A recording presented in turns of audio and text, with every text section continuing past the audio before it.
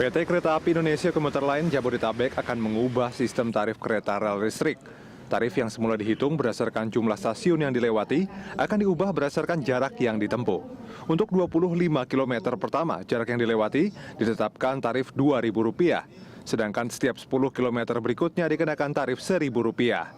Menurut Fadil, Dirut PT KCJ Jabodetabek, tarif baru akan diberlakukan per 1 April 2015 mendatang.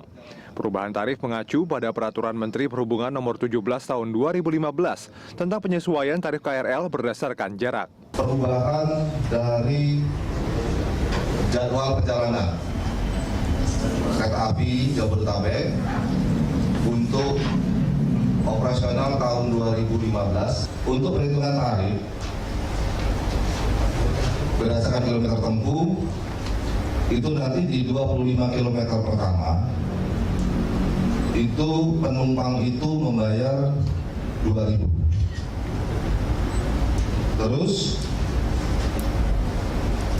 10 km berikutnya, jadi dari 0 sampai 10 km berikutnya dan berlaku kelipatannya itu penumpang dikenakan 1.000. Atas berlakunya tarif berdasarkan jarak tempuh, sebagian relasi akan mengalami kenaikan tarif, seperti relasi Bogor-Tanah Abang yang naik Rp500 menjadi Rp5.000. Adapun relasi Bogor-Jakarta Kota, tarif tetap Rp5.000.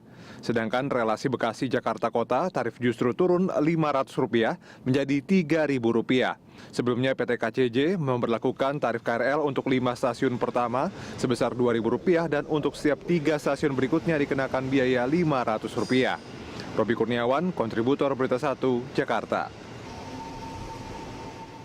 Ya pemirsa, kembali di Lunch Talk di mana siang hari ini kita sedang membahas kenaikan tarif kereta api yang akan berlaku mulai besok. Nah Mbak, ini besok juga KRL yang mungkin kita bisa soroti juga untuk KRL karena penggunanya lebih banyak ya seperti itu.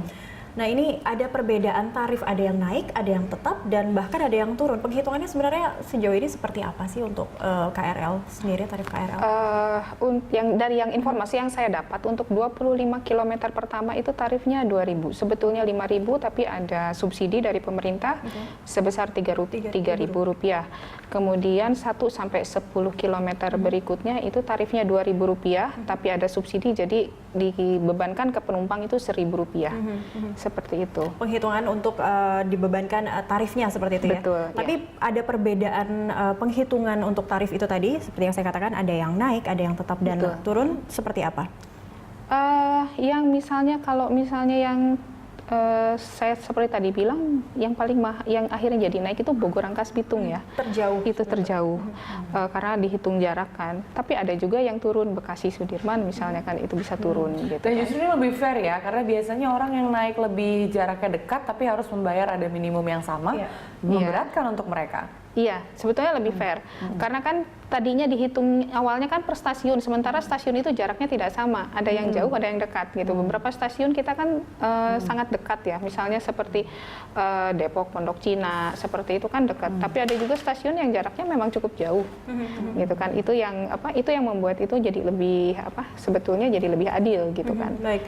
Kalau dari pengguna KRL sendiri untuk ada peningkatan tidak sih Mbak terhadap penggunaan KRL untuk di kawasan Jabodetabek sendiri? Peningkatan masalah pengguna untuk KRL. Iya, karena kan mungkin karena masalah beban jalan juga ya, sekarang macetnya udah di mana-mana dan ternyata belum teratasi sampai sekarang, akhirnya orang juga beralih gitu. Karena bagaimanapun juga, misalnya katakan orang naik motor, berapa sih kekuatan orang untuk setiap hari naik motor Bogor Jakarta gitu kan. Tentunya kan sekarang banyak aksi kriminalitas yang mengancam seperti itu. Betul seperti itu kan, masalah kesehatan, konsentrasi dan lain sebagainya. Lebih baik mungkin berdesak-desakan tapi sampai gitu kan, kita nggak usah mikir macam-macam gitu. Cuma ya masalahnya kadang karena memang penggunanya itu sangat banyak, jadi kepadatan itu kadang-kadang di jam sibuk itu sangat padat gitu. Jadi kadang-kadang kalau misalnya dilukiskan bahwa pipi sampai nempel di kaca, itu memang benar terjadi. Oke. Dan Mbak Resi sendiri melihat ada penambahan gerbong seiring dengan naiknya grafik jumlah pengguna KRL sendiri? Kan 10, bukan 8 lagi. Beberapa rangkaian itu sudah 10. Bahkan peron juga sudah diperpanjang untuk 10.